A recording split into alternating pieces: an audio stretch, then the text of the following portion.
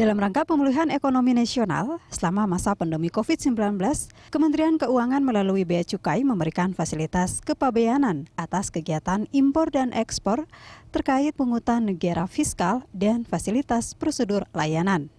Di antaranya selektivitas dalam pemeriksaan fisik di pelabuhan berdasarkan resiko manajemen dan perpanjangan jangka waktu penyampaian dokumen kepabeanan. Fokus pemberian fasilitas di antaranya, fasilitas kepabeanan untuk penanganan kesehatan, menjaga kelangsungan usaha industri, dan pemulihan ekonomi nasional. Fasilitas kepabeanan untuk penanganan kesehatan di antaranya dengan membebaskan bea masuk atas importasi barang penanganan COVID-19 seperti masker, alat pelindung diri, alat kesehatan, dan lainnya. Selanjutnya, pemerintah terus berupaya untuk mengatasi permasalahan kesehatan sebagai dampak dari COVID-19 dan mendorong pertumbuhan ekonomi nasional dengan berbagai skema insentif. Tim Liputan Berita 1, Jakarta. Pemirsa, Bea Cukai memberikan fasilitas kepabeanan dalam rangka pemulihan ekonomi nasional selama masa pandemi COVID-19. Fokus pemberian fasilitas diantaranya yaitu adalah fasilitas kepabeanan untuk penanganan kesehatan, menjaga kelangsungan usaha industri, dan pemulihan ekonomi nasional. Untuk membahas hal itu telah bergabung bersama kami Direktur Fasilitas Kepabeanan Bea dan Cukai, Bapak Untung Basuki. Terima kasih Pak Untung Basuki telah bergabung bersama kami. Siang para pemirsa semuanya. Assalamualaikum warahmatullahi wabarakatuh. Waalaikumsalam warahmatullahi wabarakatuh. Pak Untung, ini kalau kita lihat terkait dengan maksud atau apa sebenarnya bisa dikatakan dengan maksud fasilitas kepabeanan. Dengan fasilitas kepabeanan ini terkait dengan penanganan COVID-19 pastinya. Apa saja sih sebenarnya fasilitas yang diberikan? Ya, terima kasih. Jadi terkait dengan fasilitas kepabeanan, dari awal kita mungkin tahu bahwa Direktorat Jenderal Bea dan Cukai atau sering kita sebut dengan Bea dan Cukai memiliki 3 fungsi. Yang pertama adalah trade facilitator dan industrial assistant. Ini adalah memfasilitasi perdagangan dan industri.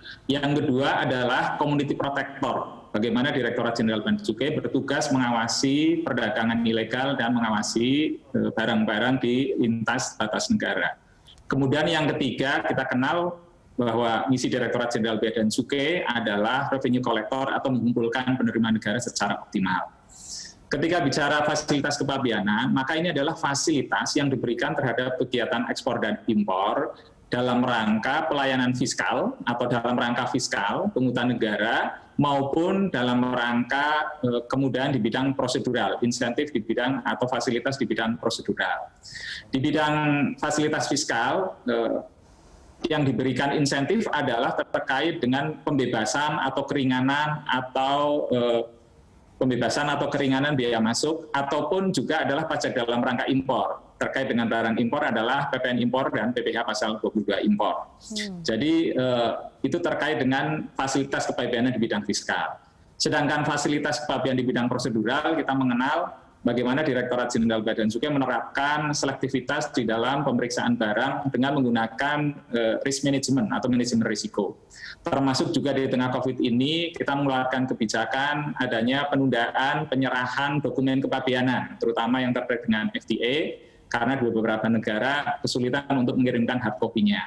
Kemudian juga ada relaksasi di bidang ketentuan pembatasan. Nah, ini adalah terkait dengan prosedur fasilitas di bidang prosedural. Kemudian terkait dengan insentif di dalam penanganan COVID-19 ini, maka insentif kepabeanan memiliki fokus 3. Yang pertama adalah bagaimana agar fasilitas kepabeanan itu untuk penanganan kesehatan. Ini menjadi penting karena memang permasalahan COVID-19 ini asal-muasalnya adalah permasalahan kesehatan. Yang kedua adalah fasilitas kepabeanan untuk menjaga kelangsungan usaha industri, baik itu industri besar maupun industri kecil menengah. Ya. Jadi keberpihakan pemerintah tidak hanya kepada industri besar, tetapi juga kepada industri kecil menengah, bagaimana agar mereka tetap bisa melangsungkan kegiatan usahanya. Dan yang ketiga adalah insentif kepabeanan dalam rangka pemulihan ekonomi. Ini yang kita lakukan baik di masa pandemi COVID-19 maupun pasca pandemi COVID-19. Sehingga yang kita harapkan, insentif kepabeanan sebagai salah satu bagian dari insentif yang diberikan oleh pemerintah dapat mendorong 3 hal tersebut. Mungkin begitu, Mbak. Ya. Ya, ini kalau cukup menarik kalau kita lihat tadi ya, dalam rangka penanganan COVID-19 ini saja fokus dalam memberikan atau ada fokus pemberian fasilitas ada 3. Dan salah satunya yang cukup menarik adalah fasilitas kepabeanan untuk penanganan kesehatan. Karena kita lihat bahwa tidak hanya fokus terhadap ekonominya saja, di sini Bea dan Cukai juga fokus terhadap kesehatan. Nah, sebenarnya bisa dijelaskan nggak sih Pak tadi, dijabarkan kembali terkait dengan fasilitas kepabeanan untuk penanganan kesehatan ini? Ya, baik. Fasilitas kepabeanan di bidang penanganan kesehatan ini menjadi penting. Bahwa pemerintah tentu tidak semata-mata mengedepankan ekonomi, tetapi juga masalah kesehatan. Dua-duanya harus kita lakukan, karena tentu saling terkait dan saling bergantung. Terkait dengan penanganan kesehatan, kita paham bahwa awal di bulan Maret di 2020 kita kenal bagaimana mulai COVID-19 masuk di Indonesia. Kemudian secara cepat bagaimana bertambah jumlah pasien yang terkena COVID-19 ini. Nah, pada saat awal kita paham di bulan Maret, ya, kita paham bahwa bagaimana ketika sudah banyak yang terkontaminasi dari COVID-19 ini, maka kita lihat kebutuhan atas alat-alat kesehatan begitu meningkat. Tentu pemerintah bagaimana agar mencoba dari sisi supply menyiapkan kebutuhan alat kesehatan ini. Produk dalam negeri tentu sudah ada pada saat itu sebagian. Namun kita melihat bahwa kebutuhannya ternyata pada awal-awal adalah sangat luar biasa. Oleh karena itu melalui insentif kepabeanan, dalam hal ini adalah insentif di bidang impor, pemerintah membuka keran dengan mengeluarkan, dengan memanfaatkan fasilitas insentif fiskal. Dalam hal ini adalah pembebasan bea masuk untuk impor yang diimpor oleh barang-barang pemerintah pusat, pemerintah daerah, ini dengan menggunakan peraturan Menteri Keuangan PMK nomor 171/PMK.04/2019. Ini adalah barang yang diimpor oleh pemerintah pusat maupun pemerintah daerah pada saat itu untuk kepentingan alkes, misalnya adalah BNPB atau mungkin pemerintah, dalam ini Kementerian Kesehatan dan sebagainya, bisa memanfaatkan fasilitas fiskal ini. Kemudian juga ada PMK 70/PMK.04/2012, ini adalah pembebasan barang impor yang dilakukan oleh badan atau yayasan sosial yang bersifat non-profit.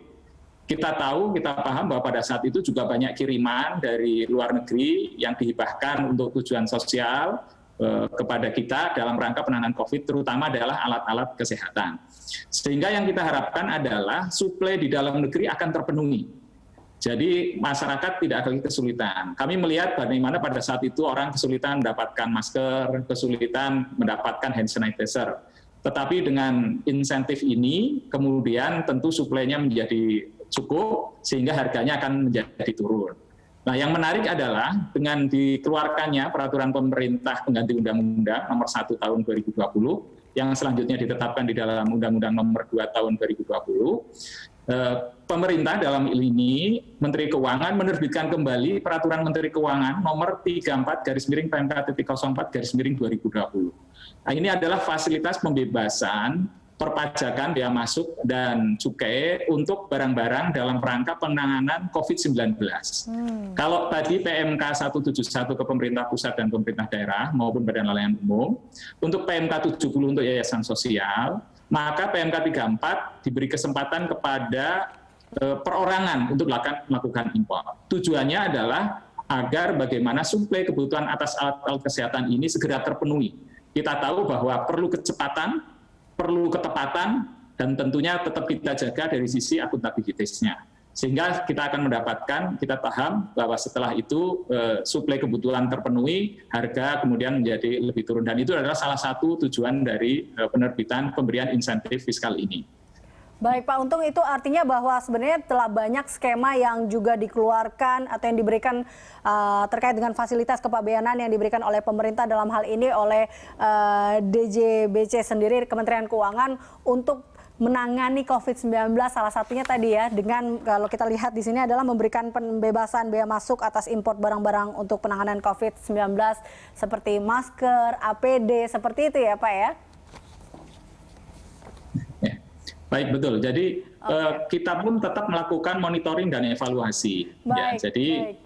Ya. Baik Pak Untung, nah tahan dulu nih, tadi Anda ingin berbicara mengenai bagaimana evaluasi dan monitoring. Kita akan membahasnya lebih lanjut lagi Pak usai jeda, tetaplah bersama kami pemirsa dalam Lunch Talk.